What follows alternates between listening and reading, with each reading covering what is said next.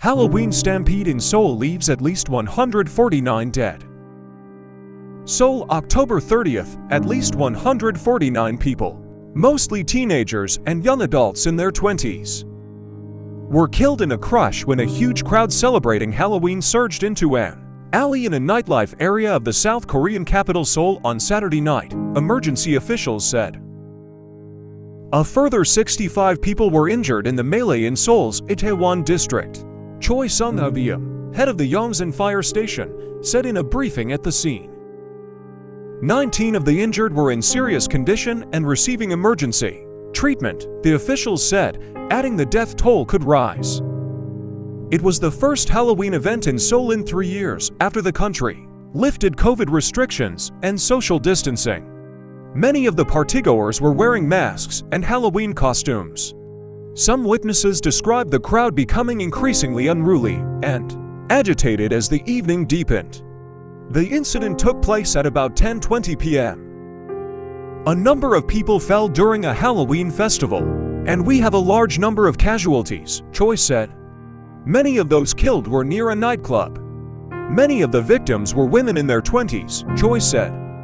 Witnesses described chaotic scenes moments before the stampede, with the police on hand in anticipation of the Halloween event at times having trouble maintaining control of the crowds.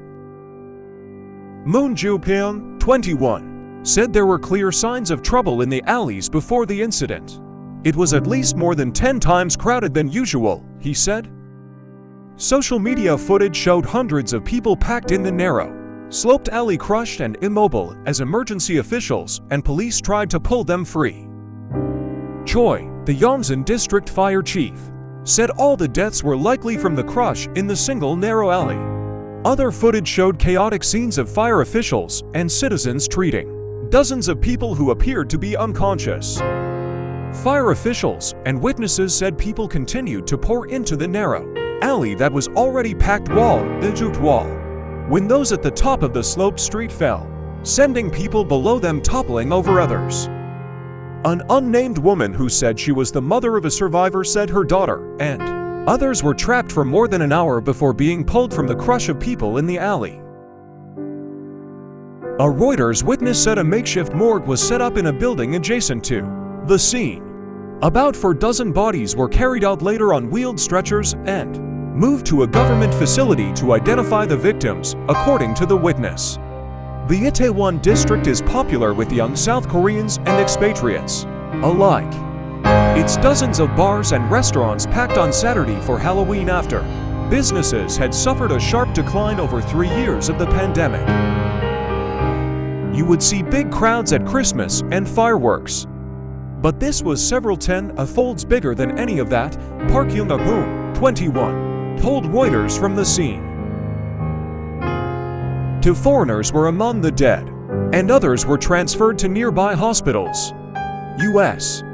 President Joe Biden and his wife sent their condolences and wrote, "We grieve with the people of the Republic of Korea and send our best wishes for a quick recovery to all those who were injured."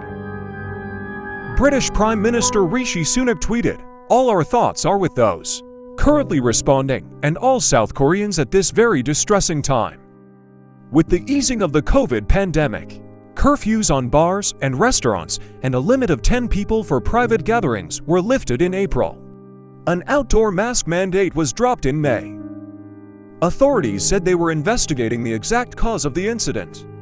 The disaster is among the country's deadliest since a 2014 ferry sinking that killed 304 people, mainly high school students. The sinking of the Seoul and criticism of the official response sent shockwaves across South Korea and prompted widespread soul-searching over safety measures in the country that are likely to be renewed in the wake of Saturday's crush.